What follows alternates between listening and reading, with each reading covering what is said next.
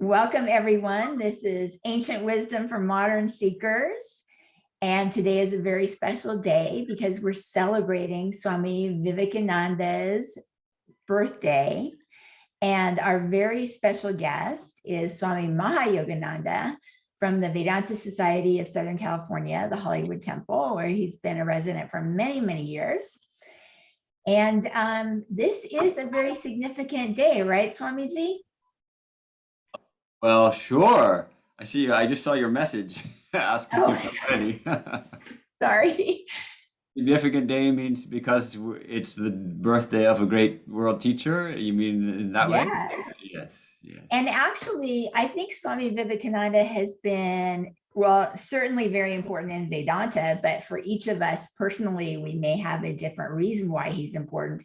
For me, that was my first introduction to Vedanta is through Swami Vivekananda's teachings.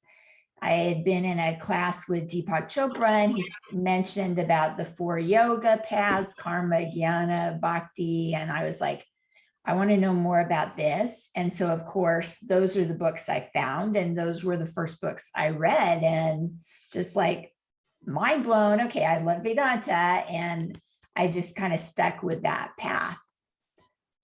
How did it happen for you that you became acquainted with Swami Vivekananda? I personally came through Ramakrishna. Sri Ramakrishna was my entry into Vedanta. And then, well, if you want to know who was Sri Ramakrishna's sort of mouthpiece to the West, well, he is Swami Vivekananda. Actually, I didn't really connect with Vivekananda until I read his life. That's thanks for reminding me of that because um, that is somehow his life is amazing, and it is not just a fabulous teacher, but it's such an inspiring life. So that's what drew me, I think, to Vivekananda more than his teachings is his life. And Right. now, of course, his teachings also so amazing. It's such a we trust his teachings because we see his life, I think. So Yeah. So let's start there. Like, here's this man who's very revered throughout the world. What was his childhood like? What was he like as a little kid? How did he grow up? yeah, I was thinking earlier today about if I can backtrack just a little that his journey, because you made this about the journey of Swami Vivekananda, and we could say that his journey was uh, from the absolute to the relative, and forgetting all about who he was, and then back to remembering who he was, finding out who he was, and that he has this mission and fulfilling his mission, and then going back to the absolute. So from the absolute to the relative back to the absolute, and actually that's the journey that we all make because we all come from the absolute. We all sparks of that infinite ocean of existence and bliss, and somehow we forget that we're actually one with the ocean of infinite joy, and we run around here looking for joy in all little things, and then we start seeking in the right places, and we start tasting some of that peace and joy that is our birthright, really. And let me share with you which I think many of you may already know it, Swami Vivekananda's birth. Sri Ramakrishna had a remarkable vision. This vision that he had about Swamiji, he describes how once his mind was rising higher in samadhi and super consciousness. And what he's describing here is a little hard to understand because it's so unfamiliar to us. But he's saying that his mind was rising higher and higher through the realms of the different mystic realms or spiritual realms, and even to the realm of the gods, the different deities. And then his mind crossed over into the realm of the undifferentiated infinite, where even the gods cannot go there. The gods are far below somewhere, and they can't go there. And then in that realm, he sees a 7 sages seated in deep meditation. 7, where are they? Just on the border of the absolute, seated in samadhi, in the deepest meditation, and he's looking at them. And then he describes how that infinite light, that is the infinite reality, a piece breaks off, a little piece breaks off and forms a divine child. And that divine child comes up to one of those sages in meditation and clasps his little arms around his neck and calls his attention, says, "Hey, I'm going down. You have to come." Sage is meditating. He opens his eyes and looks at that divine child, and you can see Sri Ramakrishna describes how that look of that sage is one of utter love and adoration, and he assents. Yes, he assents to going down also.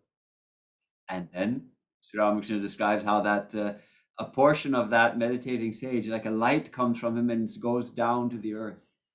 And when he says, "When I saw Narendra, I recognized him to be that sage." When I saw the so vision he had, that's and then Sri Ramakrishna admitted at another time, who's the divine child? That's Ramakrishna. That was him, definitely. Yeah, they had an interesting relationship. And I mean, Vivekananda at that time, Narendra, before he met Ramakrishna, had a life before he met Ramakrishna, but he was still young when he met Ramakrishna, right? Wasn't he like college age or something? About 18. Yeah, but he was a brilliant student, and he was a skeptic, and he was like, "I won't believe it until I see it." And he was trained in Western philosophy and widely read, and member of the Brahmo Samaj, which was an iconoclastic or movement in Hinduism that championed the rights of widows and caste and child marriage and kind of social ills, doing away with social ills and incorporating some elements maybe of Christian worship into their services. But their root texts were the Upanishads. And so he signed a pledge, as all Brahmas did, that I will not bow down to any deity, any god in any temple, because God is all pervading and formless. So that's wrong to bow down to an image.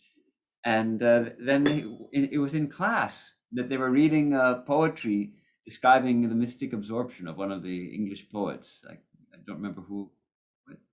And the professor happened to know of Ramakrishna, and he told the class, if you want to know what is this mystic absorption, go to the temple at Dakshineshwar. There's a man there named Ramakrishna who experiences that samadhi. And so that's apparently how Swami Vivekananda first heard of Ramakrishna and developed the desire to go see him and went to see him. And that first meeting, Ramakrishna's like, "Where have you been? I've missed." And Narendra's like, "Who the hell are you? I live in Calcutta. What are you talking about?" So that was their first meeting. Remarkable. And the first question that Swami Vivekananda asked of Ramakrishna, he had been asking, he was a seeker. He had been asking different people, "Have you seen God?" Nobody could say they had seen God. We're all talking about God, but who has seen God? So he asked Devendranath Tagore, one of the founders of the Brahmo Samaj, a great, and the father of Rabindranath Tagore, and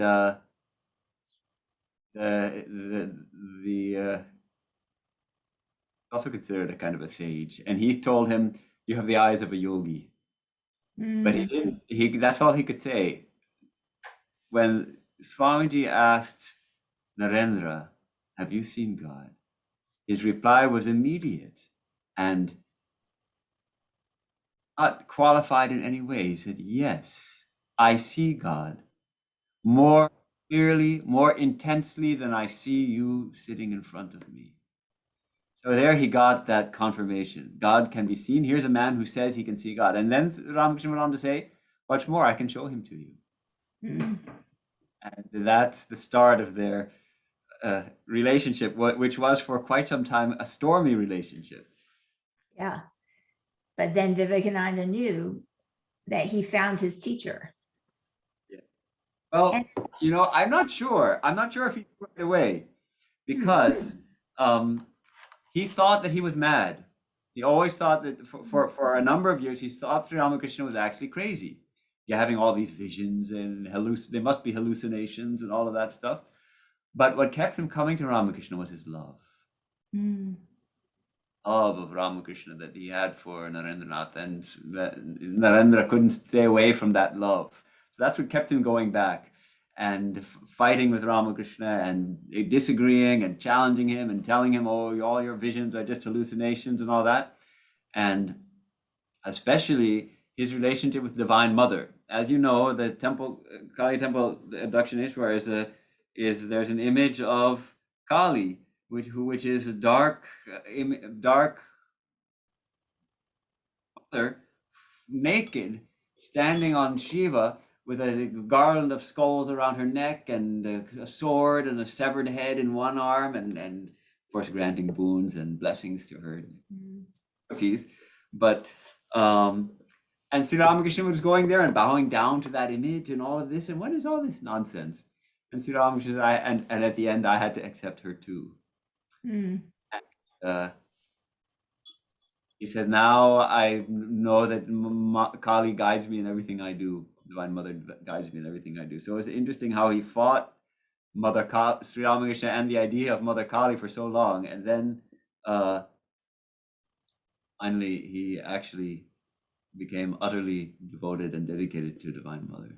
Yeah. And even when he challenged Ramakrishna and like goaded him, on and asked him these questions after questions, Ramakrishna welcomed it, and he was like happy to answer his questions, like, good, go ahead, ask questions. We just had a talk in the Sunday sermon at church where the topic was question everything. And that's what Vivekananda did to Ramakrishna. He questioned everything. He wanted to know, he wanted to understand. And that's how you do that, is by asking questions. But at this time, I won't believe what you tell me until I know it for myself, so I experience it directly. Yeah.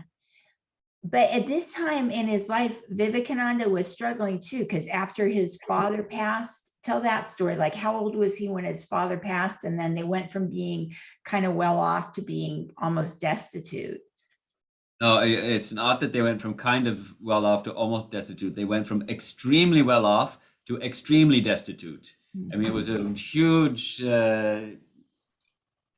difference. If you've seen the house, my God, the house, if you go to that house in Calcutta, which has been restored now to its original glory, it's a huge mansion. Wow. It's a beautiful building, a huge courtyard in the inside, marble tiles on the floor, and so many rooms, and it's a really remarkable building. And so you can realize they were very well off. His father was extremely well-to-do. He was a very successful lawyer, and suddenly, as we all have to do, he had to leave this world suddenly by a heart attack. We may get more intimation of our departure. He didn't have any intimation. He hadn't made any provisions for the family. He earned very well and he spent very well. And he didn't think, well, he was still a young man. He didn't think about making any provisions. So they were suddenly thrown into dire poverty. They didn't have enough to eat. Oftentimes there was nothing to eat. So this really tested Narendra's faith in God.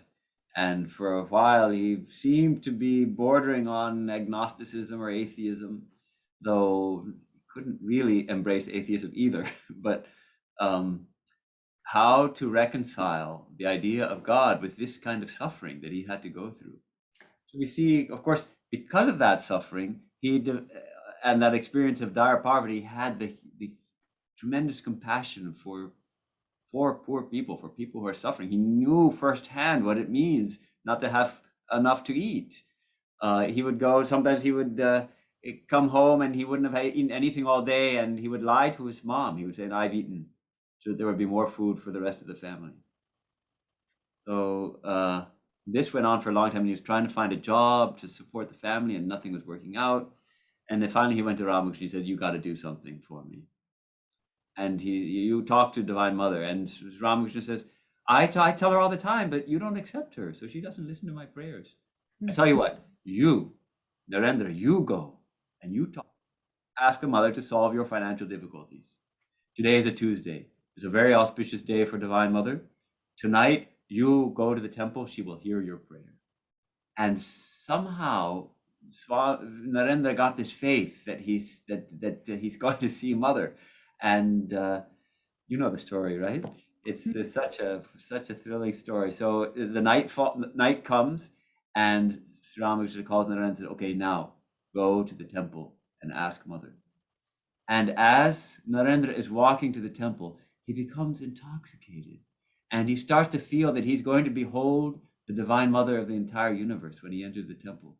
And he enters the temple, Divine Mother on the altar, but I don't think he sees a stone image. He sees the living image of the Mother. There's the living Mother of the whole universe there in the temple, and he falls down at her feet and prostrates himself, and he's overcome with devotion and kind of ecstasy, and he begs the Mother to grant him more devotion, to grant him good mind, so he can have good discernment, grant him renunciation and dispassion and purity of heart, and all those things. He prays for all these spiritual qualities that are so necessary for us in spiritual life. And after spending quite some time in bliss in the Mother's temple, he comes back to Sri Ramakrishna, and Sri Ramakrishna says, "So, did you ask her about the money, about your financial condition?" Narendra forgot. Yeah, I forgot all about it. What's to be done? What? Couldn't you ask her? Go back. So Narendra goes back again. And again he enters the temple, and again he finds himself face to face with the Divine Mother of the universe, and all his troubles, his financial difficulties, everything, he forgets everything. And he begs Mother only for devotion and purity and renunciation, all these qualities. Goes back to Ramakrishna. And Ramakrishna asks, "Well, did you ask her?" Again, Narendra's embarrassed. I completely forgot. What? Remember to say those few words? Now go back to the temple. So he goes back to the temple a third time.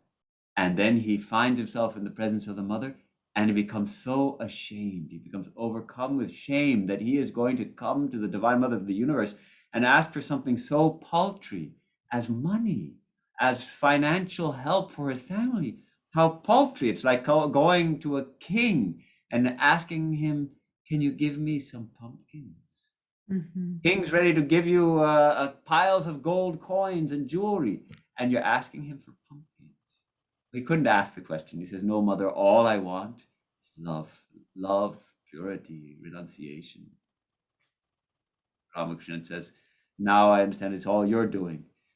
Ramakrishna said, "Well, what can I do? You couldn't say anything to the Mother, so what can I do?" And of course, Sri Ramakrishna is thrilled. But finally, Narendra really twists Ramakrishna's arm and says, "No, you have to do something."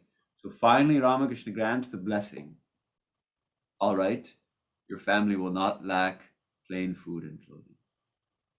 Or at least they're not going to starve. They're not going to freeze to death." And that prayer was granted. That boon was fulfilled, relieved. But this was a real turning point in Narendra's life.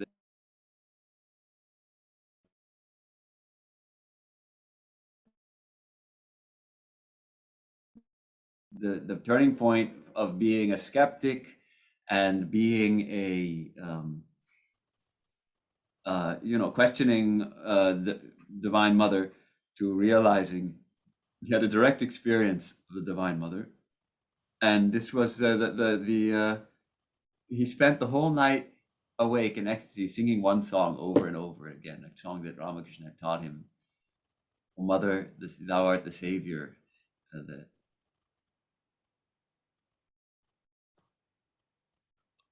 It's a Bengali song, and he sang it over and over.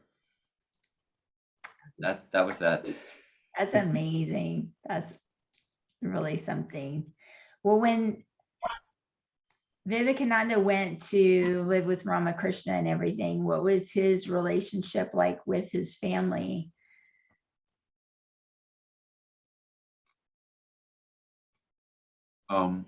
Well, he had this feeling of responsibility as the oldest son to look after the family. So he was studying law, and he didn't actually live with Ramakrishna until Sri Ramakrishna became very sick, and he was moved to Kashipur, which is a suburb of Calcutta, and they were taking care of him there. And then Narendra moved in, but he was also still studying law because he was going to become a lawyer. He thought, though it obviously things turned out differently. Yeah, he had other plans for him.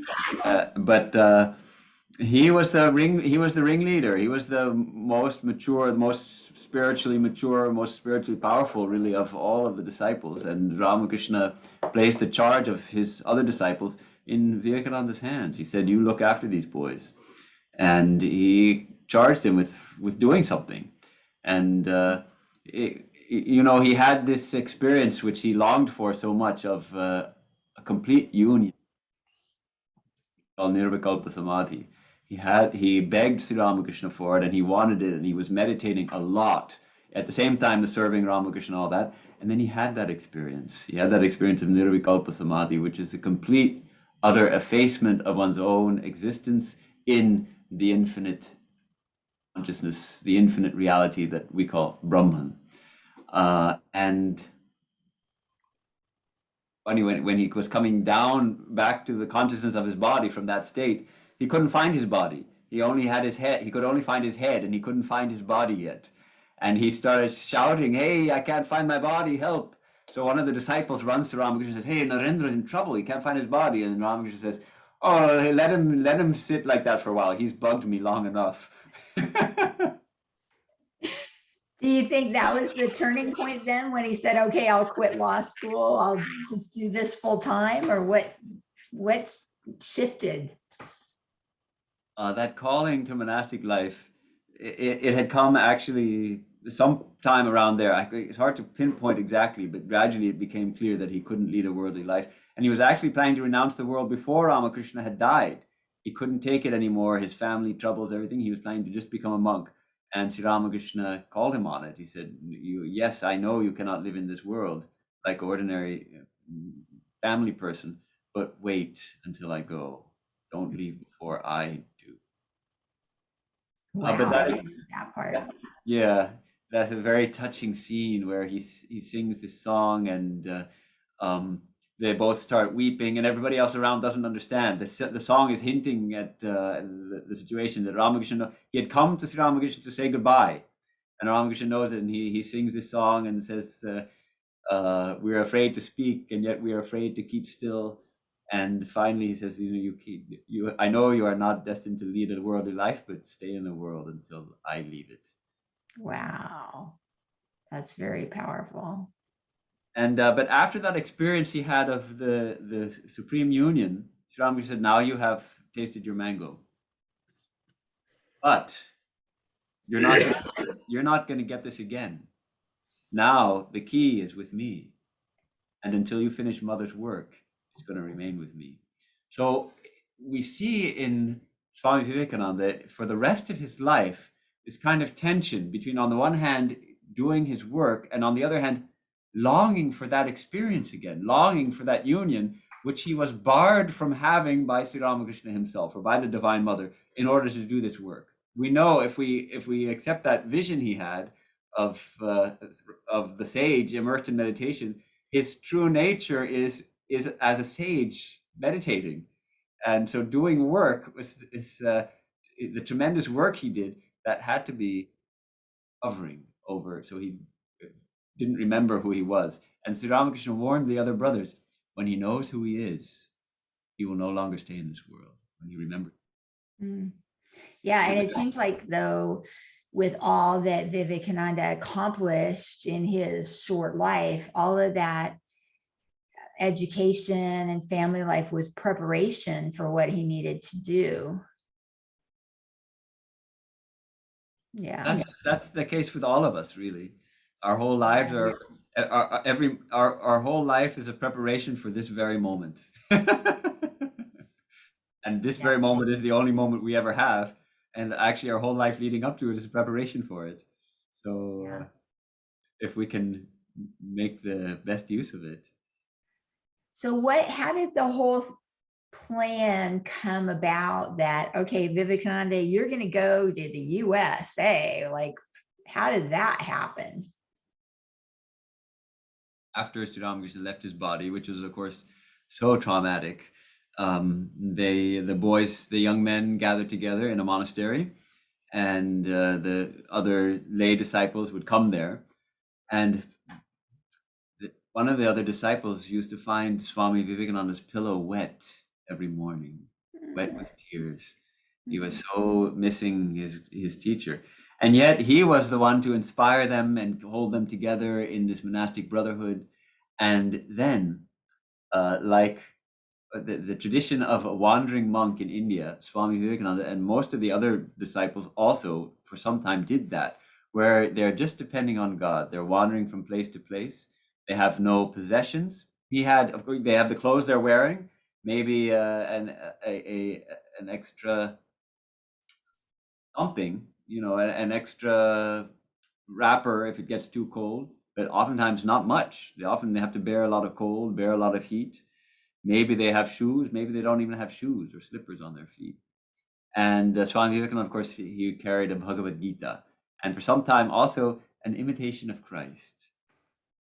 We walked all over India, staying sometimes in the poorest huts of the farmers and beggars, and other times he also stayed in palaces when local kings would find out about him and meet him and invite him to stay with them.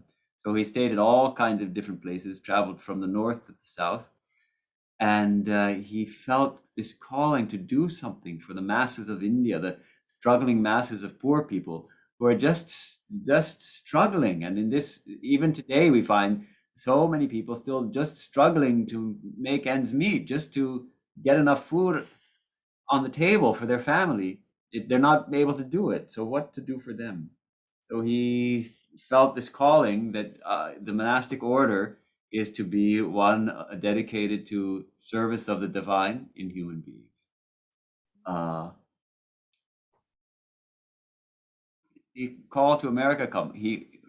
Some of his disciples heard about the Parliament of Religions and suggested that he go, and thought about it, and he wasn't sure. They even raised some money to send him, and he decided no, he hasn't yet got the call. He hasn't yet got the direct command to go.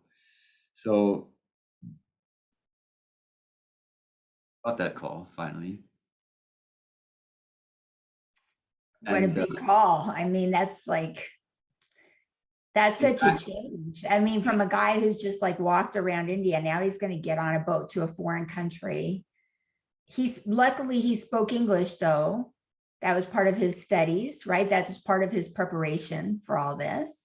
English was actually probably better than most Americans, and he studied in the English medium, and he got on a boat. That's right. He got the confirmation also from Holy Mother, Sri Ramakrishna's spiritual consort, you can say. And so he came to America, and he went. And at first it was a little rough going. He comes to the Parliament of Religions. He comes to the World Fair of Chicago, and he's too early. The Parliament isn't for a few months, and he roams around and checks it out, and he doesn't have money. I mean, he has some money, but it's going fast. America is expensive compared to India, and back in those days, it was also the case. Staying in a hotel and all of that. So he ends up going. He meets some lady who invites him to her place in Massachusetts, and he goes from. Gradually, he starts getting known, and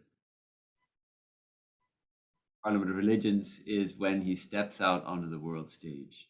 When he steps out onto that stage at the opening session of the Parliament, and he says, "Sisters and brothers of America," that life is he's no longer an anonymous monk traveling over the world.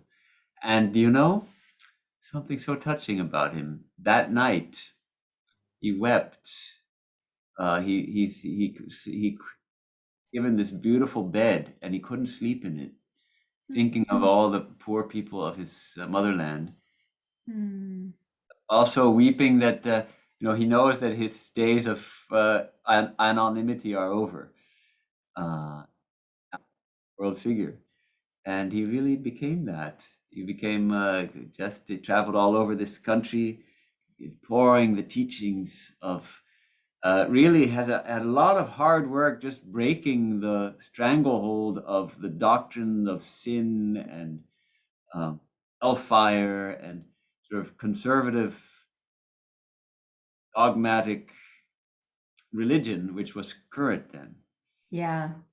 And in a way, it seems like, well, very much so, that mother's hand, Ramakrishna, was very much watching out for him, because that he was put in the right place at the right time, so that he was taken care of. I mean, I can imagine him being rejected and saying, "Hey, who's this homeless guy? What is the heck?" And being ostracized. But no, he was embraced. He got to the right people who were able to introduce him. And so that was very helpful. He was guided in that way. But on the other hand, also, he worked so hard, so tirelessly, that, I mean, he was compelled to do this, to the point of making himself sick through the whole thing. He worked so hard. He felt like he had to, that he very much took on that responsibility. Both, and as far as being guided, it was literally, he faced so much opposition. There was an attempt made on his life. He was given some coffee after a meal, and he was about to drink it, and he had a vision of Ramakrishna telling him, "Don't drink that." Mm. He put it down. Yeah, Talk about divine protection. that's right. But he showed up at the parliament, and they say, "Oh, you need credentials. You don't have any credentials." So he doesn't know what to do. He goes to Boston. He meets Professor Wright of Harvard, and Harvard. He gets to know Swamiji. Says, to ask that you need credentials is like asking the moon for its credentials to shine. So he writes the letter, and he gets him in the parliament and all those things. So that's how everything unfolded. Yeah. As if but it's also interesting because there's this he in New York, he was taken up by high society and the wealthy, and of course they're the most educated and maybe the most receptive to his ideas. And but then he realized, no, he needs to teach and not just mix with these rich people. And so he's going to rent a room, and he's renting a room in a little cheaper part of town. It's not the best part of town, maybe not the very worst part of town, but it's a kind of it's downtown. It's not the greatest place, and everyone's saying, "Don't go there. Nobody will go there. Don't rent it there." And Swami said, "No, this is where I'm going to go." And he went there, and the people came for all that, as he put it. And anyway, and filled that little apartment, and sitting on the stairway and sitting on the floor at every available spot. They filled there to get his teachings on where that's where he gave the teachings of the yogas Yeah. in those quarters there, and where, thanks to a young man named Hosea Goodwin, we can read them. I mean, that in itself, because back in the day there was no like recording equipment, and Vivekananda did write a lot of letters, though, and we can learn a lot about that time by the letters that he wrote. And a lot of the times the letters he wrote were lessons right there, like a course right there you could make on the lessons. But so talk about that, about how his teachings, his lectures were recorded in that way, so that we have a record of what he said.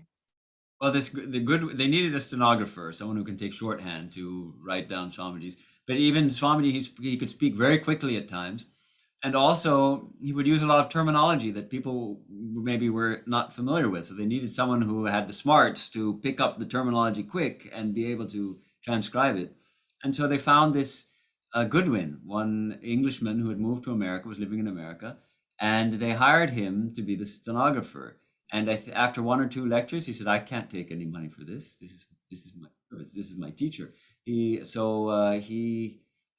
did the rest of it. He stuck by Swamiji's side for the rest of the time in America. I think he also went with him to England to continue his work of stenography, and accompanied him in India on his travels when he first came back to India. And so we have those lectures also, the lectures from Colombo to Almora that Swamiji gave there. Wow. Oh, right. We have Course of Teachings, which is the writings, the written down classes and lectures. And we also have the letters, and we have his life. So we have these three sides of his, what he has for us. And I think the teachings are so powerful and direct. You've studied them a lot. The letters, as you say, they give the personal side of Swami Vivekananda. Some of my favorites are the letters to his American sister, Mary Hale. The Hale family adopted Swamiji when he was in America. He was sitting on the stoop in front of a church in Chicago and looking very lost. He had come for the parliament, but he didn't know. And Mrs. Hale came out and said, what are you doing here? And adopted him. And he became literally their son, and this a brother to the young women who were in the family. And he could tell.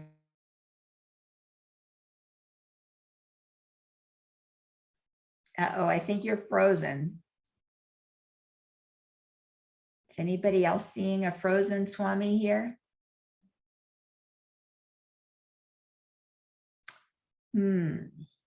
Let's see, how do we fix this? Let's see, let me text him and tell him he's frozen and see if he can like restart. Let's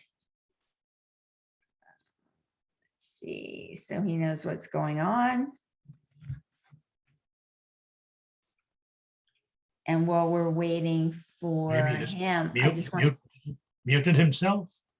No, he's frozen. So something happened with the signal. So he signed off. Now he'll sign back on again and we'll hear him. But while we're waiting for him to sign back on, and let me just say that I have a study group that meets and we go over different Vedic texts. And we read the letters of Swami Vivekananda from cover to cover, and it was amazing. And I liked it because, like Swami Mahayogananda said, it's very personal in who he's talking to, and you learn more about his life and what he went through. And, you know, that's how we knew that he was sick and he suffered and he worked so hard and he got tired. And, you know, yeah, he complains sometimes because he's in this human body, but he feels so compelled to really do this work of, you know, getting Ramakrishna's work out into the world. And at the same time, making it about Vedanta, not making it about Ramakrishna. So I highly recommend reading the letters of Vivekananda. I think there's so much to learn from that, so many insights to get. And then also the books on the 4 yogas are a really good place to start too. We were in the middle of reading the Bhakti Yoga class with Swami Sarvadevananda when COVID hit and the lockdown came, and we got sidetracked. Hence, these online classes started. And our goal now is to just have a different class once a month with a different Swami to get a different perspective on another aspect of Vedanta. So if you guys have any ideas of topics you want covered, if you have any questions you want answered, put them in the chat or just send me an email, and I can add it to our schedule, because otherwise I'm just going to come up with whatever I want to talk about. So, you know, might as well talk about what you want to talk about too. So does anybody have any questions right now, or any, you know, it'd be interesting to hear how you found out about Vedanta, how you found out about Swami Vivekananda. You can either write it in the chat, or you can raise your hand, or you can just unmute yourself and speak up. I think Swami Vivekananda is too well known for at least Indians of my generation. So I've known about him all our lives. Yeah. Yeah. See, for me, I learned about him later in life. And I was so, after I found out how amazing he was, I was surprised more Americans didn't know about him. But then when I went to India this last trip and got to go to Calcutta and Bellarmine, oh, there's statues of him and pictures of him, and he's everywhere. He's like the biggest celebrity ever. So yeah, I could see where people from India, how could you not know about him? It'd be like not knowing about Elvis, you know, somebody like that. So I found out about him. First of all, it's really nice to see you, Swami. Really, really nice to see you. Anyway, but second of all, I found out about him through religious science. We studied him in the religions and how he swept America with his charismatic wisdom, beingness. Yeah, at the International Religion Conference. Yeah. Oh, at the World's Religion, the conference, Parliament of World's Religions. Oh, he's back. Swami's back. Yay. Back for a little while. Yeah, you know.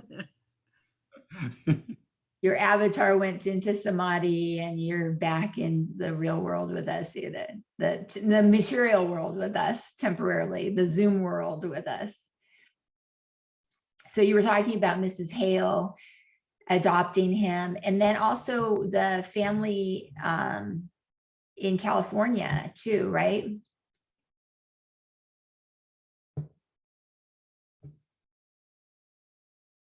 Wait, now I can't hear you.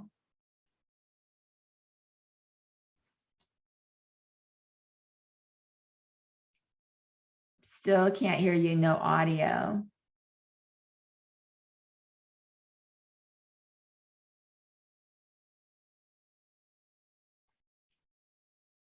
Oh, maybe you have your audio set it on the music version. Still not hearing you. Can you unmute him?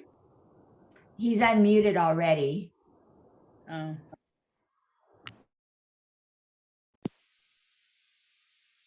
Check. There you are. Okay.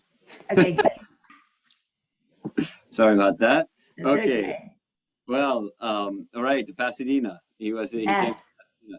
You know, you were talking about his work and all of that, but it's interesting because that I just went to in my mind to a letter he wrote to Mary Hale where he says, I don't have a work. I have a message. Let me read that little passage to you. Great. You are mistaken, utterly mistaken, if you think I have a work, as Mrs. Bull thinks. I have no work under or beyond the sun. I have a message, and I will give it after my own fashion. I will neither Hinduize my message, nor Christianize it, nor make it any eyes in the world. I will only my-eyes it, and that is all. Liberty, mukti, is all my religion, and everything that tries to curb it, I will avoid by fight or flight.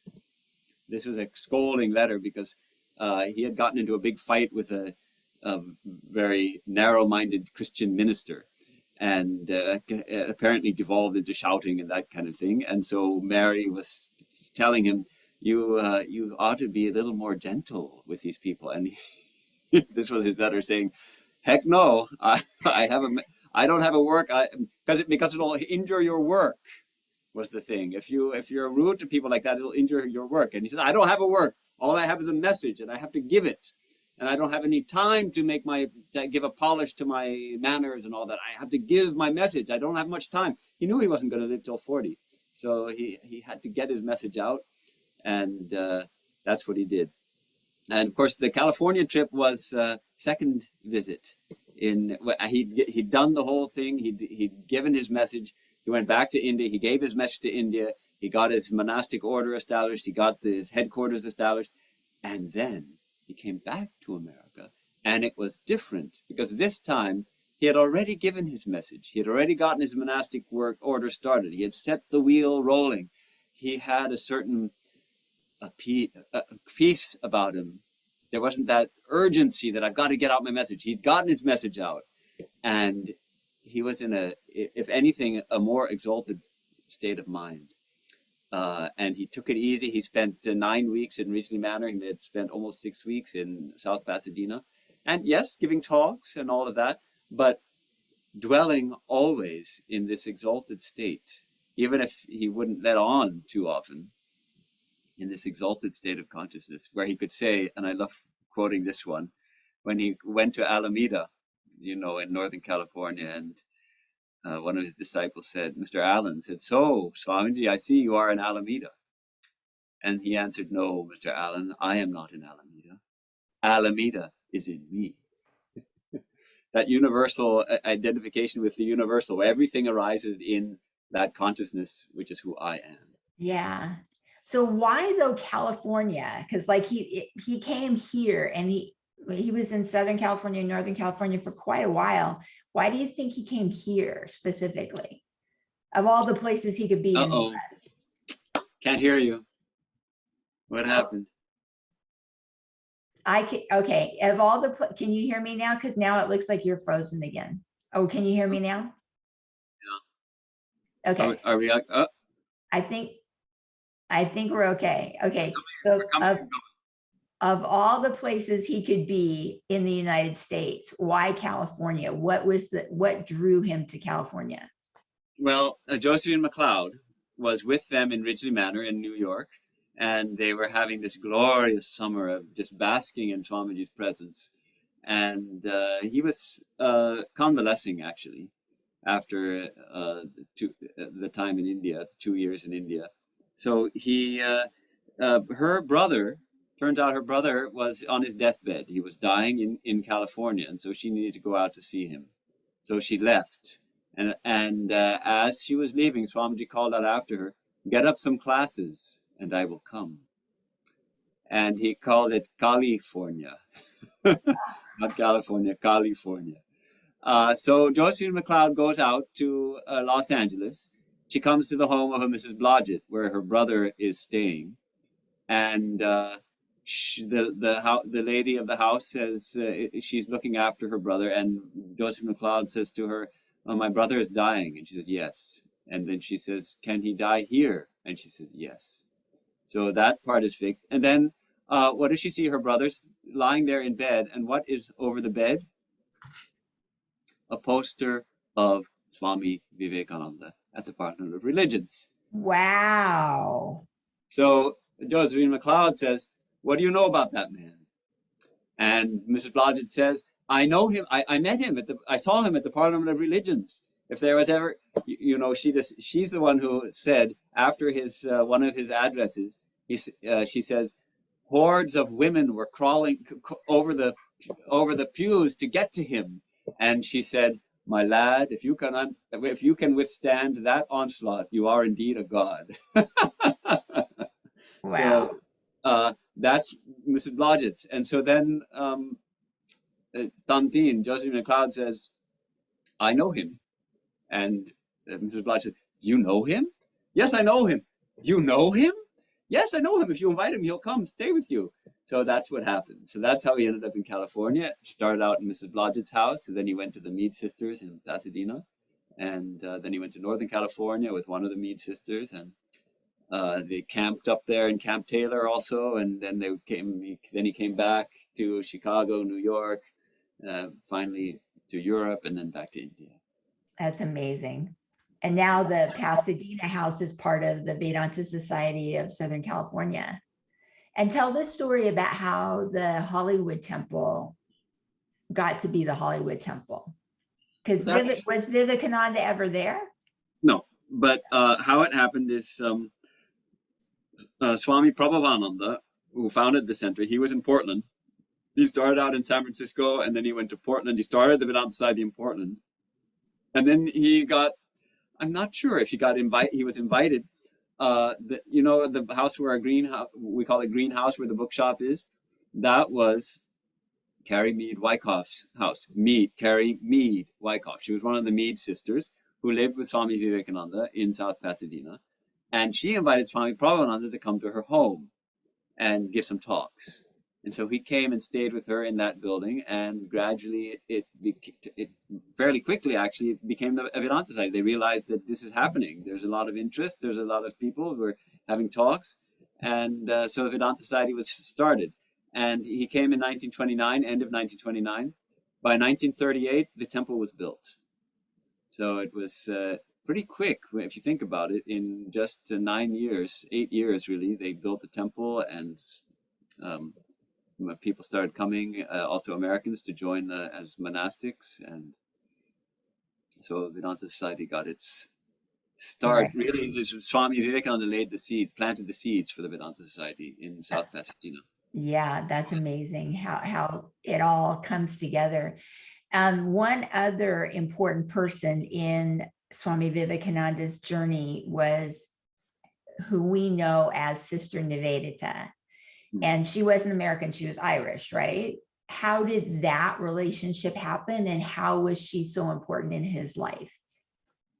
Well, she was searching, and she was in England, school in education. I think she had started a school and was involved in young children's education, and they were having parlor talks. You know, there was no TV or radio in those days, so people would have these parlor talks and gatherings and discussions and lectures and all that kind of thing. And so she came to a parlor talk, and Swami Vivekananda was there, and something happened. You know, she recognized, here's my teacher. It didn't take long for her to recognize that Swami Vivekananda was my teacher, and she decided she wanted to go back to India with him and serve in India. And so she did. And she had lots of intimate time with Vivekananda, and she really absorbed his message. So one of the for me, most inspiring ways of getting a glimpse of Vivekananda and his message is by reading Sister Nivedita's reminiscences of him. She wrote, it's not a biography exactly, she calls her book, The Master as I Saw Him. And it's a very personal account of Sister Nivedita and her relationship with Swami Vivekananda, or how she saw him. But she's such a gifted writer. So she has really helped. And I personally love all her works. I've gone through most of her work. She was a prolific writer. And partly I think because she was a Westerner who lived in India and really understood the Indian experience and could translate it for a Western mind. So I do recommend her works if you can get beyond the Victorian English. I like her English style, but it is kind of, her sentences sometimes are long and meandering. And when you finally parse them out and figure out what she's saying, you realize that, wow, what a beautiful thought. You couldn't say that any other way. If you simplified the sentences, it wouldn't have the richness and subtlety of what she's saying. The nuances would be lost. So she's a very nuanced writer, and she became very Holy Mother loved her very much too. She was very close to Holy Mother. She started educational work for girls in India. Girls were far behind boys in education. A lot of times girls would just get a smattering of education and then get married off and then be drudges in the kitchen for the rest of their lives. So Swami Vivekananda very much wanted that women should also get education. And so she was part of that, started the Sister Nivedita school, which is still in existence. And she also worked for the independence of India. And she was a major force in the independence movement, so much so that she had to distance herself from our monastic order, because our monastic order was avowedly non-political, and we didn't take sides in the revolutionary movement in India against the British to throw the British out, though all the revolutionaries had copies of Swami Vivekananda's lectures from Colombo to Almora in their pockets or in their bags. So our order faced a lot of scrutiny from the British, but they couldn't find any direct link. We were not involved in politics at all. And that was a conscious decision that our work was to be entirely on spiritual level. Right. But she did play an important role in that movement, and she played an important role also in the renaissance in art and music in Bengal of that time. So she was after Of Swami. course, definitely a force. Yeah. So, okay, so fast forwarding, after Vivekananda has made 2 trips now to the US, he's back in India, and he kind of figured out he did all he needed to do, or he passed at a very young age, but he actually kind of, well, I don't know how I describe it, but like chose his departure date, and he chose July 4th because that represents freedom in America. And he felt so close to America at that point from spending so much time there. And he always talked about liberation and freedom as the goal of life. So talk about that, and how did the movement continue without Vivekananda? It's kind of heartbreaking that he left so soon. He was only 39. How much more he could have done.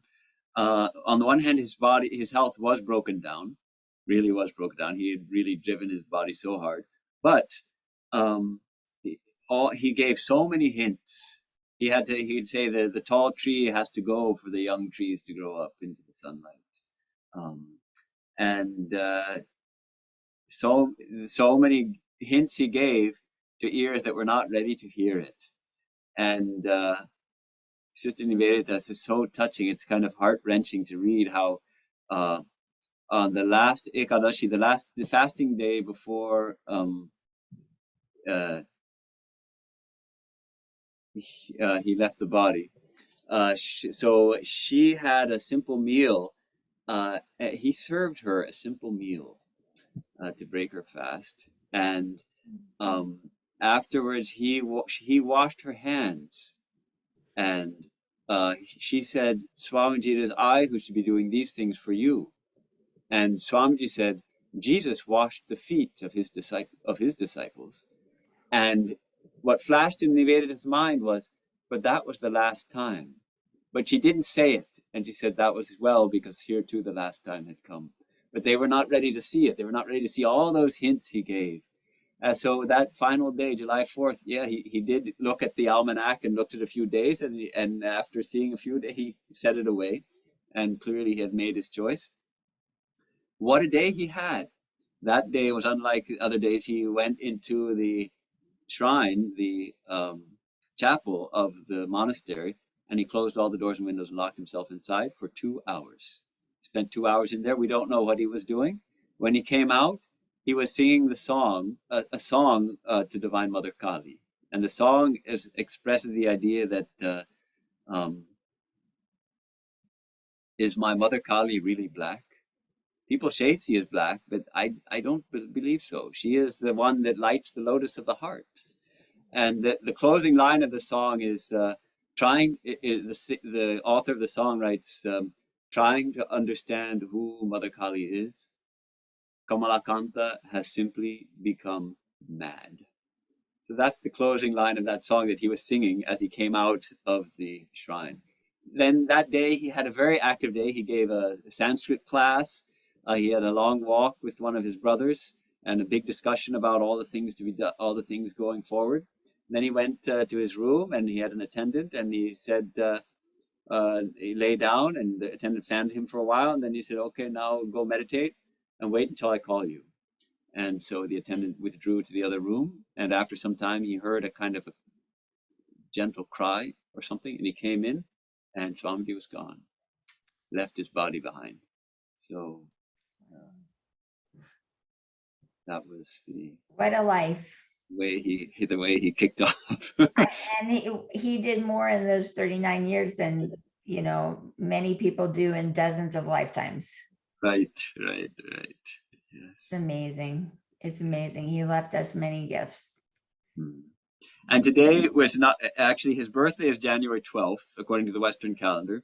In our Vedanta calendar, we go by the lunar count. It's a lunar solar calendar. So depending on the phase of the moon that was his actual birthday, it's called a tithi. It's the lunar, the day of the lunar month, as it were. And so that's actually this year, not today, but on Tuesday. But we do it on the nearest Sunday. So that's why today we celebrated Swami Vivekananda's birthday. And that's why I have a big black mark on my forehead, because we had a fire service also, a fire ceremony. And at the end of that, we take the ashes from the fire and we grind them up with a little clarified butter. And everybody gets a mark on their forehead to signify that they've attended the service or something. And get Nice. That's really nice. And then at 5:15, if anybody wants to tune in to youtube.com/Vedanta.org, you'll hear the talks by Swami Sarvadevananda and Swami Satyamayananda. You've met both of them in this class too. They're amazing, and they're going to be speaking about Vivekananda. We might hear more of these stories about him. But Swami, I know you got to get back to your duties. Thank you so much for being here with all of us. As always, we're so grateful and we appreciate your wisdom and knowledge so much. Thank you, Parama. I don't know that I have much wisdom and knowledge, but I love to share stories of Swami Vivekananda, that's for sure. And thank you for inviting me and asking lots of good questions, bringing out some of these inspiring stories that joy to share with you. And I think most of you probably know these stories, and yet we love to tell them because they are so meaningful to us. Yeah, and we learn more each time, and it's like hearing stories about family. It makes you feel the love in your heart for all these people. Wonderful. Thank you so much, and thank you everyone for being here. Thanks, Parama. Pranam, Swamiji. Pranams. We'll be back. Keep an eye on your email. I'll let you know. Take care. Jai Ma. Bye. Bye.